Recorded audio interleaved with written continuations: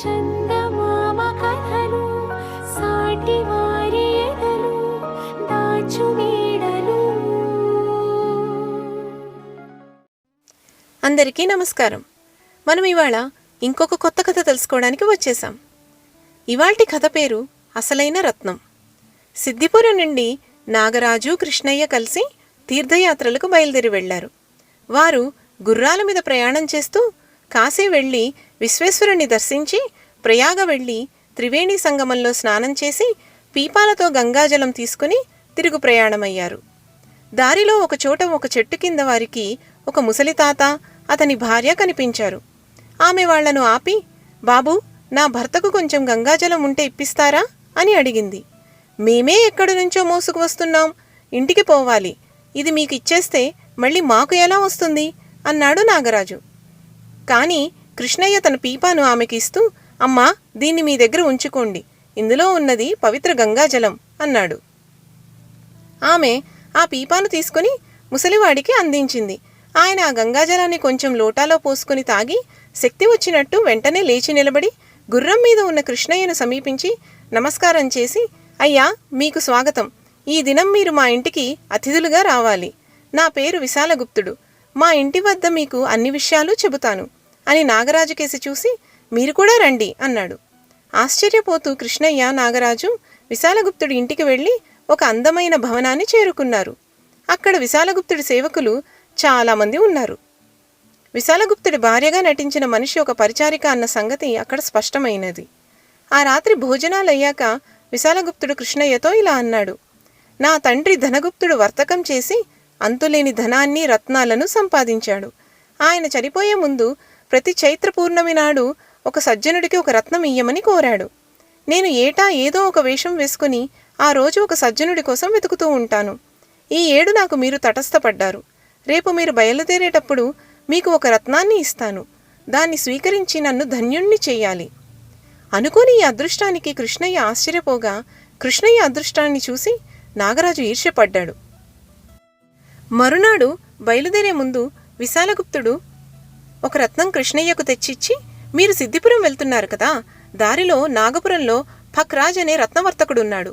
అతను మీకు న్యాయమైన వెల ఇస్తాడు అని అన్నాడు. విశాలగుప్తుడి వద్ద సెలవు పుచ్చుకుని ఇద్దరూ బయలుదేరారు. నాగరాజుకు ఆ రత్నాన్ని కాజేయాలని తీవ్రమైన కోరిక కలిగింది. తామిద్దరూ దారిలో ఒక సత్రంలో బస చేసి ఉండగా నాగరాజు కృష్ణయ్య వద్ద ఉన్న రత్నాన్ని కాజేశాడు.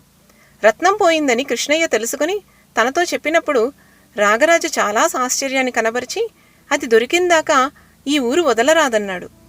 ఈ ఊళ్ళో మనకు ఎవరు సహాయపడతారు, అది ఎలా వచ్చిందో అలాగే పోయింది అన్నాడు కృష్ణయ్య. తరువాత వాళ్ళు నాగాపురం చేరారు. కృష్ణయ్య ఫక్రాజును చూడబోమన్నాడు. రత్నం కూడా పోయింది కదా, ఇంకా ఆయనతో మనకేం పని అన్నాడు నాగరాజు. విశాలగుప్తుడి స్నేహితం ఇతని పరిచయంతో పూర్తవుతుంది కదా, రత్నం అమ్మటానికే వెళ్లాలా ఏమిటి అన్నాడు కృష్ణయ్య. అయితే మీరు వెళ్ళిరండి, ఈలోపుగా నేను ఊరు చూసి వస్తాను అన్నాడు నాగరాజు. అతను తాను దొంగలించిన రత్నంతో ఒక రత్నవర్తకుడి వద్దకు వెళ్ళి, ఈ రత్నం మీరు ఎంతకు కొంటారు అని అడిగాడు. ఆ వర్తకుడు దాన్ని చూస్తూనే, ఇది మీకెలా వచ్చింది అని అడిగాడు. మా తండ్రి గారు బోలెడు డబ్బు పోసి కొన్నారు, నాకు బాగా డబ్బు అవసరమై దీన్ని అమ్ముతున్నాను అన్నాడు నాగరాజు. వర్తకుడు నవ్వి, మీ నాన్నగారిని ఎవరో బాగా మోసం చేశారు, ఇది గాజు ముక్క, చిల్లి గవ్వ కూడా రాదు దీనికి అని అన్నాడు. నాగరాజుకు ఒక విధంగా తృప్తి కలిగింది. విశాలగుప్తుడు కృష్ణయ్యను మోసగించాడు. తాను చేసినది దొంగతనమే అయినా విశాలగుప్తుడు కృష్ణయ్యకు చేసిన మోసం ఇంకా దారుణమైనది. ఈ లోపల కృష్ణయ్య ఫక్రాజును కలుసుకుని తనకు విశాలగుప్తుడికి పరిచయం ఎలా అయినదో చెప్పాడు. వెంటనే ఫక్రాజ్ అతనితో, మీరు విశాలగుప్తుడు ఇచ్చిన రత్నం నాకు ఇచ్చేసి దాని విలువ తీసుకోండి అని అన్నాడు. దాన్ని దారిలో ఎవరో దొంగలించారు, నేను దాన్ని మీకు అమ్మటానికి రాలేదు, విశాలగుప్తుడి గారి మిత్రులను చూసిపోవటానికి వచ్చాను అని అన్నాడు కృష్ణయ్య. తనకు విశాలగుప్తుడు రత్నం ఇచ్చిన సంగతి అతనికి ఎలా తెలిసిందా అని ఆశ్చర్యపడుతూ, మీ వెంట ఇంకొకరు కూడా ఉన్నారట కదా, ఆయన ఏడి అని ఫక్రాజ్ ఆత్రంగా అడిగాడు. ఊరు చూస్తానని వెళ్ళాడు అన్నాడు కృష్ణయ్య. వెంటనే ఫక్రాజ్ తన మనుషులిద్దరిని పిలిపించి తమ భాషలో వాళ్లకు ఏదో చెప్పాడు.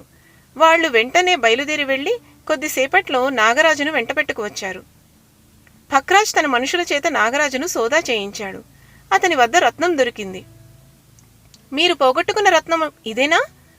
విచారించకండి, ఇది గాజు పూస. ఇలాంటి వాడే మీ మిత్రుడు కూడా. ఇది అసలైన రత్నం అనుకుని దొంగలించి ఈ ఊళ్ళో ఉన్న రెండో రత్నవర్తకుడికి అమ్మ చూపినట్టున్నాడు. అందుచేత నా మనుషులకు దొరికిపోయాడు.